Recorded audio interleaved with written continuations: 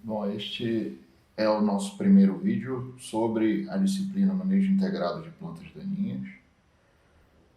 Se você está assistindo esse vídeo, ou você está fazendo a disciplina Manejo Integrado de Plantas Daninhas na Universidade Federal Rural da Amazônia, ou você está fazendo o curso de atualização de egressos, também promovido pela UFRA, junto à Pró-Reitoria de Extensão. Bom, meu nome é Rafael Gomes Viana, sou professor da UFRA desde 2010. Quando eu fiz a minha graduação na UFRA, entre 99 e 2003, nós não tínhamos essa disciplina, Manejo Integrado de Plantas Daninhas, e por esse motivo nós estamos abrindo a oportunidade para egressos que não tiveram em sua matriz curricular a disciplina de manejo de plantas daninhas, possa realizar agora de maneira não presencial. Tudo bem? Então, o livro que nós vamos adotar é o Tópicos em Manejo de Plantas Daninhas, de Viçosa. Há disponibilidade deste livro na biblioteca da UFRA. E hoje eu vou abordar o referente ao capítulo 1 deste livro. Então, começar pela definição de planta daninha, tá? A definição de planta daninha ela não é fixa, ela é uma definição contextual. Quando começou essa diferença entre plantas boas e plantas ruins? A origem foi quando o homem, a humanidade, iniciou suas atividades agrícolas separando as plantas entre benéficas, que são as plantas que nós temos hoje cultivadas, que foram plantas melhoradas, e plantas maléficas, aquelas que me provocam dano. E por que não chamar erva daninha? Porque o nome é planta daninha, é o nome que a gente está utilizando na disciplina. Muitas das plantas que vocês vão observar aqui, elas não são herbáceas, ou seja, elas não são ervas. Algumas são arbóreas. Porque elas não são plantas invasoras. É muito utilizado o termo invasora, porque muitas dessas plantas já estão no local onde elas vão crescer. Quando você muda a dinâmica da parte ecológica, agrícola, você vai observar a ocorrência de diversas plantas que não entraram naquele local, e sim elas não invadiram o local. Sim, elas sempre estiveram ali esperando uma oportunidade para que houvesse recrudescência dela naquele ambiente. E existem diversas denominações. Plantas daninhas, elas são daninhas apenas em determinado momento, em determinada situação. Então, nós não podemos dizer que uma planta é daninha para sempre. Ela é uma planta que causa dano em determinado tempo, em determinada condição. Quem conceitua assim somos nós. Essas plantas, elas evoluíram e se adaptaram muito ao ambiente, e por isso elas apresentam diversos mecanismos de sobrevivência, e quando causam dano, aí sim nós dizemos que ela é uma planta daninha. E nós classificamos as plantas daninhas em duas. Nós temos plantas daninhas comuns, que são as culturas.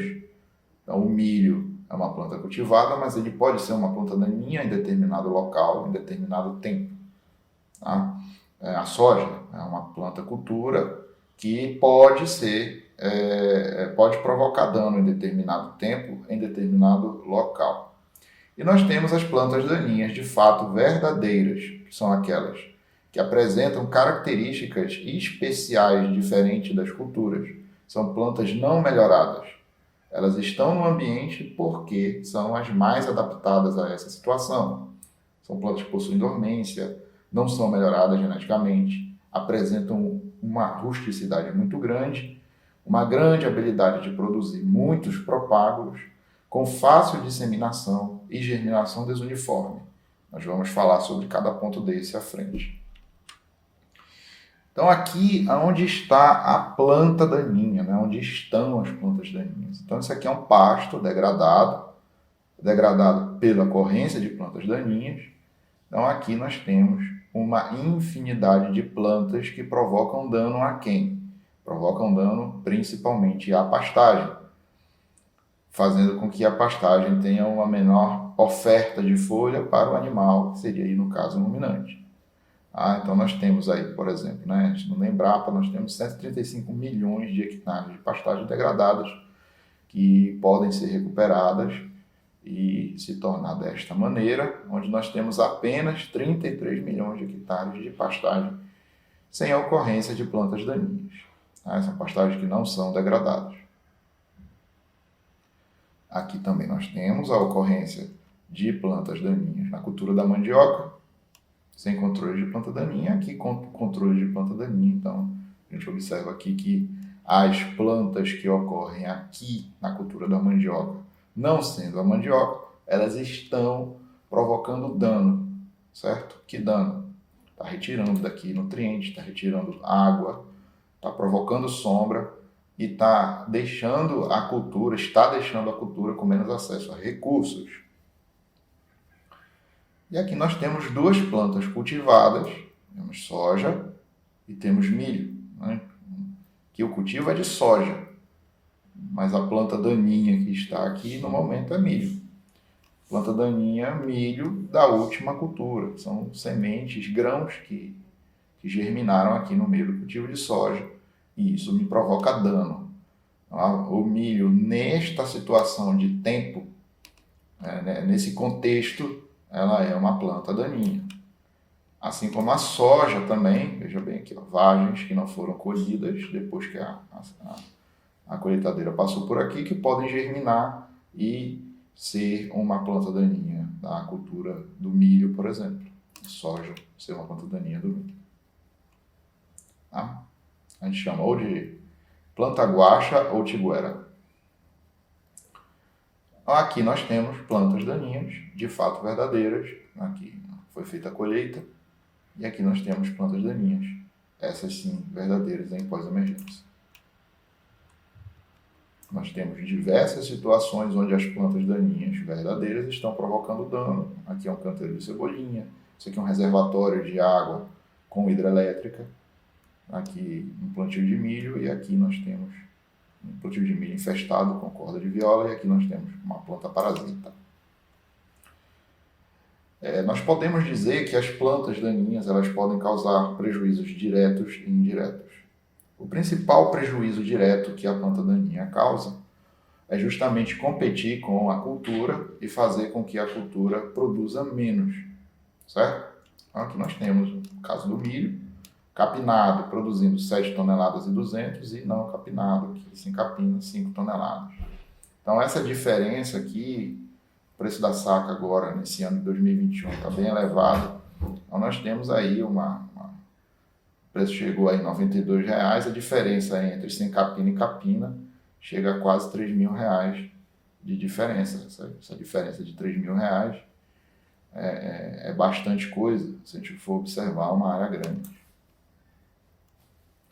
Que nós temos o dano de convivência de planta daninha com pastagem. Nós temos aqui que quanto maior o período de convivência da planta daninha com a pastagem, nós vamos ter uma menor biomassa de pastagem, ou seja, a gente vai ter uma menor fonte de alimentação para o ruminante, o que vai reduzir aí taxa de lotação e todos aqueles índices zootécnicos de importância para a alimentação de ruminantes.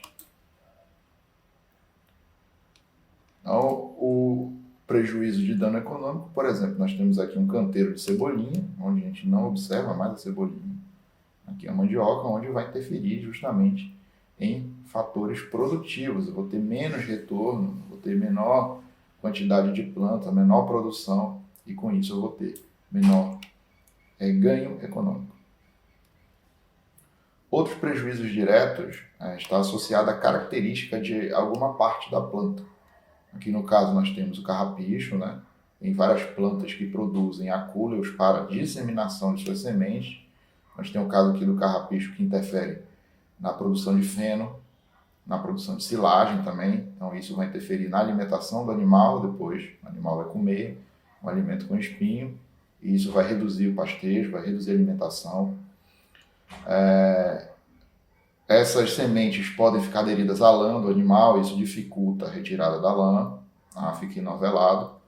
Da mesma maneira, isso também pode ser enovelado em fibras vegetais, como é o caso do algodão.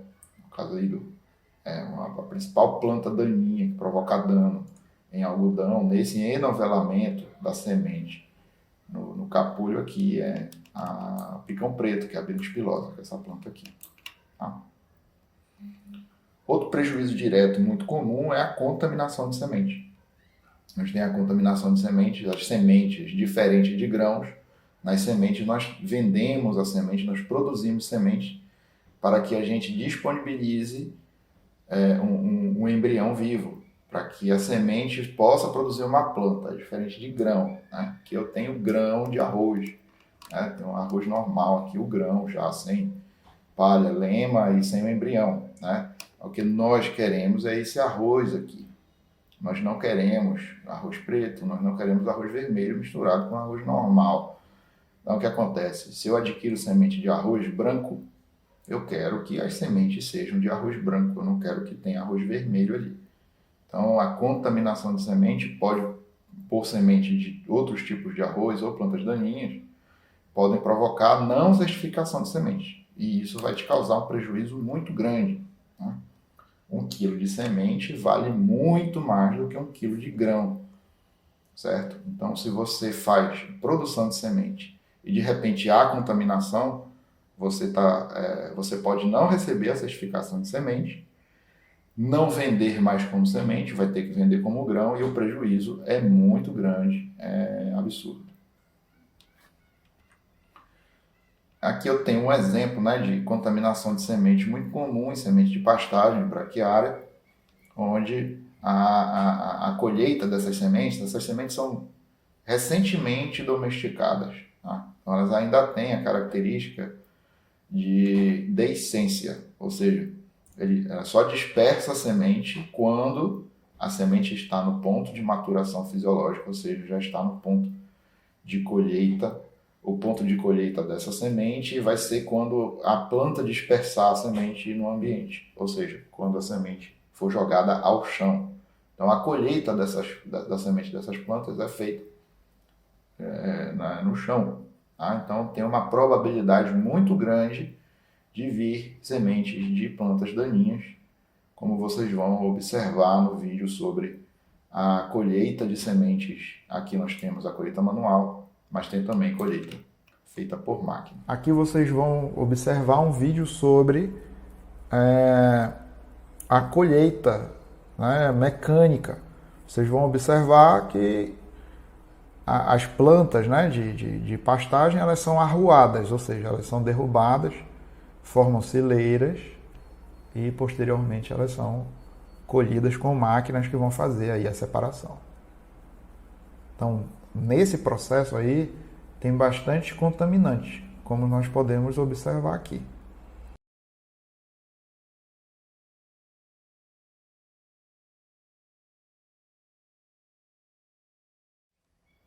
Então, da colheita dessa semente, né, a semente comercial, por exemplo, né, que nós temos semente comercial, eu vou ter uma diversidade muito grande de material inerte, por exemplo, aqui, pedra, né, graveto, palha, e desse lote comercial aqui de semente eu posso ter também plantas daninhas, como foi o caso aqui dessa amostra. Eu tenho aqui 7 sementes, uma está escondidinha aqui, mas são 7 sementes numa quantidade de 100 gramas de semente. É bastante coisa, vocês vão ver que uma planta é capaz às vezes de produzir mais de 100 mil sementes. Então, se entrar uma planta daninha na sua propriedade, é muito frequente que isso se alastre. Então, sempre buscar fazer a compra de semente com elevada pureza. Outro prejuízo direto é, principalmente aqui na Amazônia, a intoxicação de animais de produção, de ruminantes, e o ferimento desses animais. Estima-se aí a morte de 800 mil a 1 milhão de cabeças de gado, apenas gado, por ano por plantas tóxicas aqui no Brasil. Então, uma quantidade muito grande de animais intoxicados. O ferimento, por exemplo, né, nós temos aqui uma planta daninha de pastagem, que é a jurubeba, ela tem espinho, ela diminui tanto o pastejo, quanto também provoca ferimentos. Pode provocar ferimentos no úbere, né, e esses ferimentos no úbere podem provocar entradas de micro-organismos, de patógenos que vão provocar, por exemplo, mastite.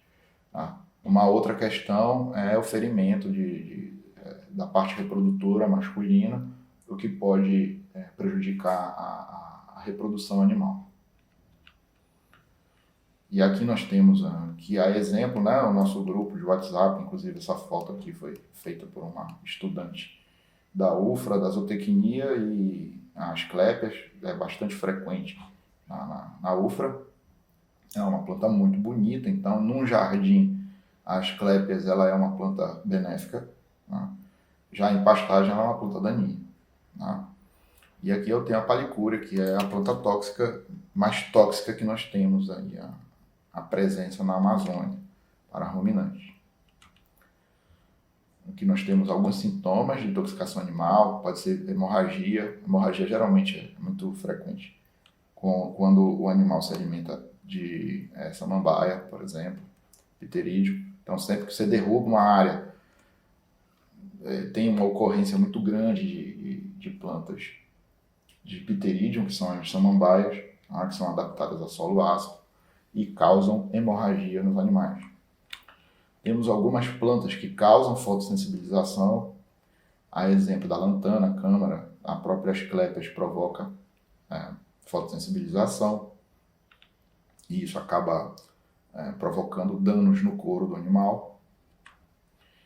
E nós temos algumas plantas que provocam morte súbita, muito frequente, principalmente quando os animais se alimentam de palicúria ou de algumas plantas que provocam danos no sistema nervoso central. Aqui vocês vão ver um vídeo sobre sintomas de intoxicação por palicúria. Tá? Vocês vão observar que o animal vai ter o hábito de fazer pedalar, né? Que é quando ele se deita no chão e tenta caminhar deitado no chão. Tem o travamento do quarto traseiro, vocês vão observar isso. E também jogar a cabeça para trás. Então isso são sintomas característicos de plantas que causam danos no sistema nervoso central.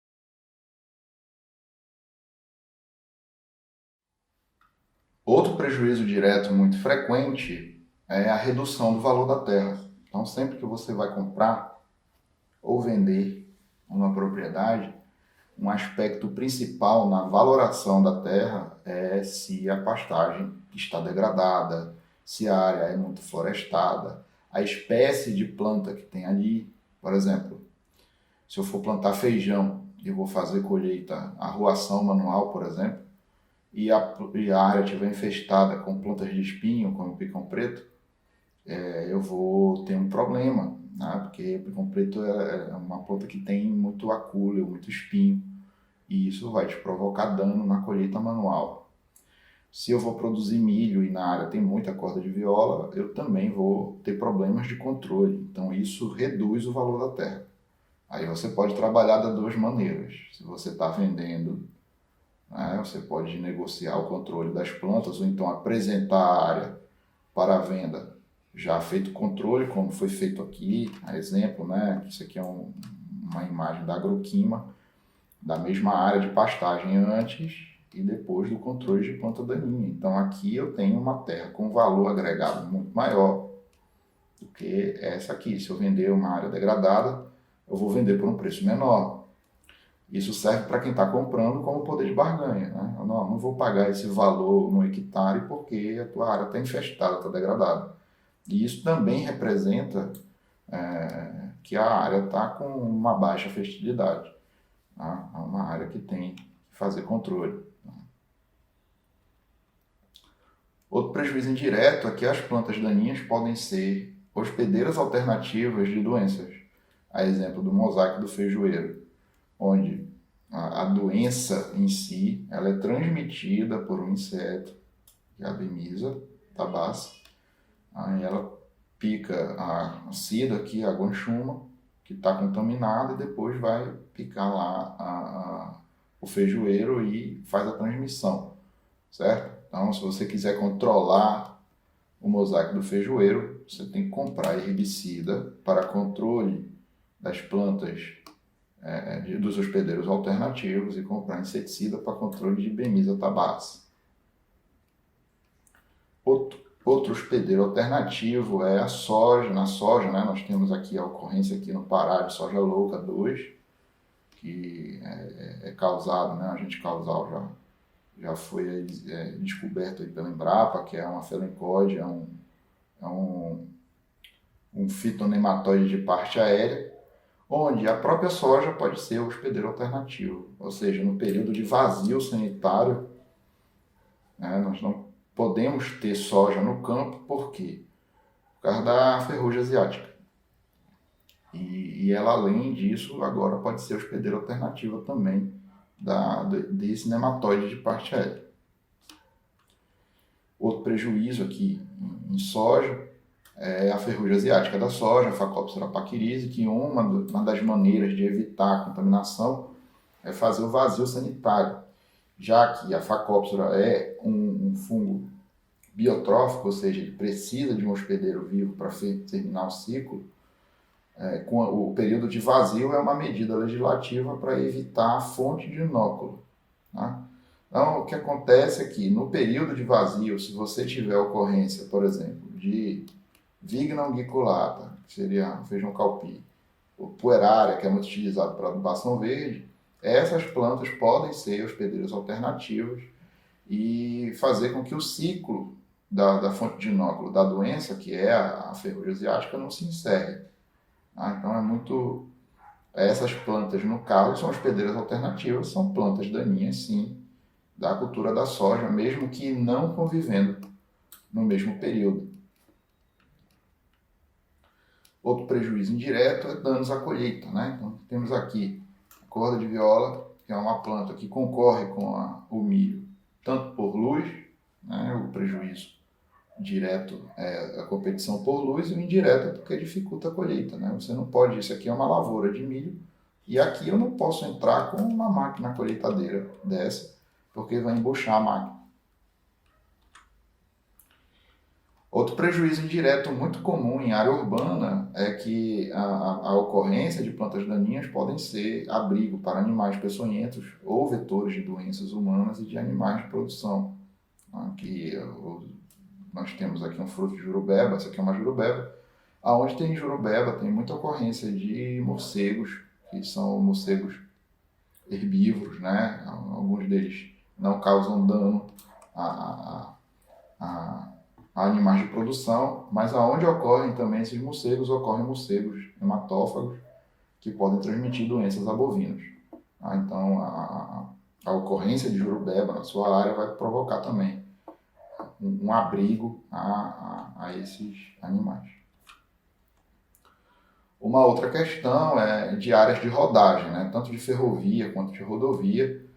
Nós temos aí a ocorrência de plantas daninhas que podem provocar, por exemplo, incêndio em áreas de ferrovia. Aqui nós temos dormentes, que são dormentes de madeira.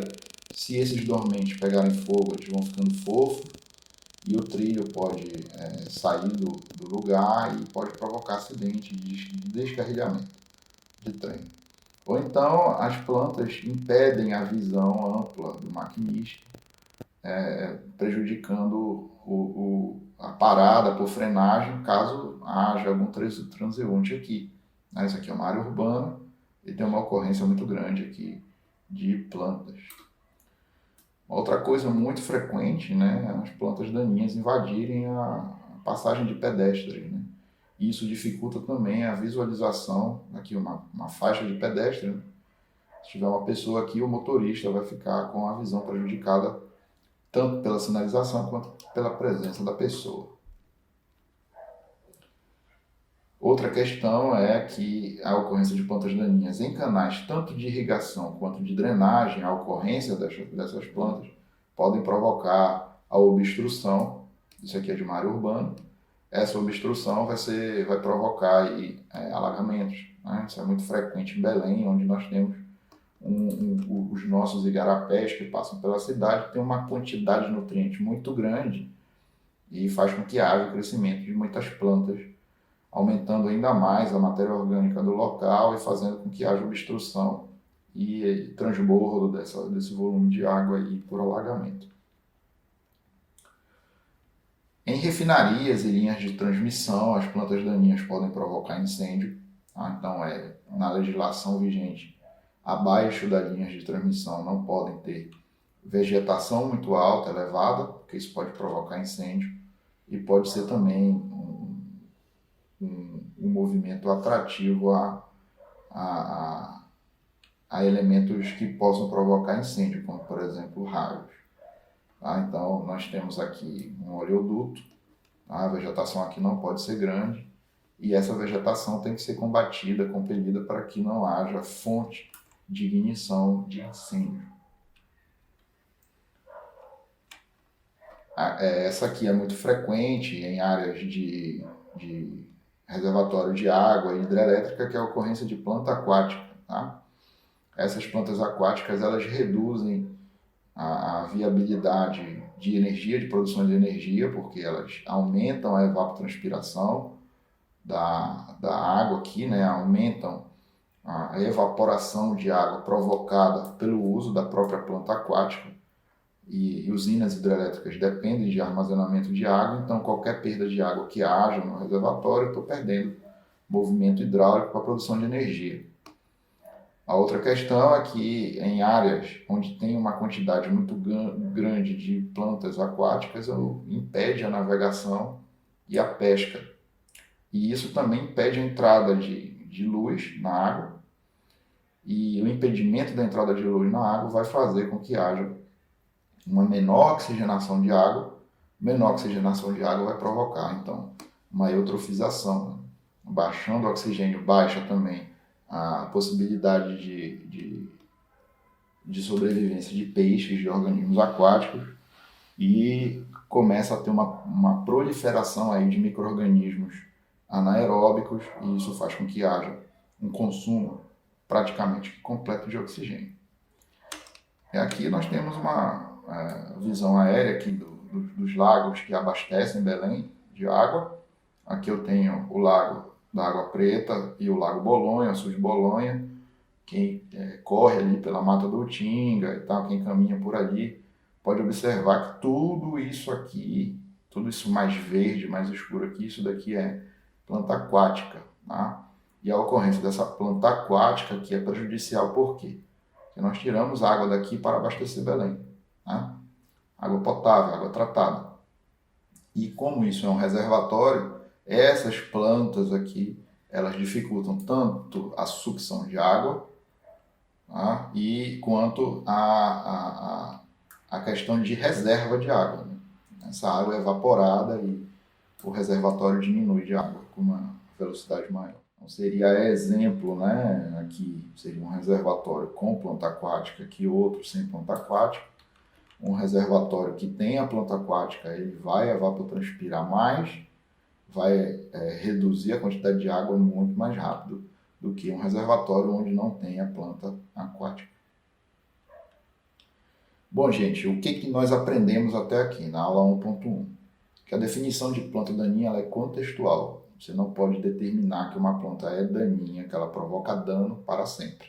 Ela provoca dano em determinado local, em determinada tempo, local e tempo. É uma questão contextual e quem define isso é o ser humano, é o agricultor, é o técnico. Tá? E as plantas podem causar prejuízos diretos e indiretos. Né? Prejuízos diretos são aqueles onde a planta provoca danos diretamente à especificidade do material comercial, tá? Diminuindo produção, diminuindo a qualidade do produto comercial, por exemplo, e danos indiretos são os que provocam tirando a beleza do local, por exemplo, plantas daninhas em um gramado de futebol. Isso provoca danos a quem está jogando futebol e também no dano visual. No jardim, ou então são hospedeiras de alternativas de patógenos. Tudo isso daí a planta daninha pode causar. Tudo bem? Então, não é só coisa ruim. Na próxima aula, que é a aula 1.2, vocês vão observar que as plantas daninhas têm aspectos benéficos. Eu posso utilizar plantas daninhas para questões positivas para mim. Tá bom? Muito obrigado, até a próxima aula.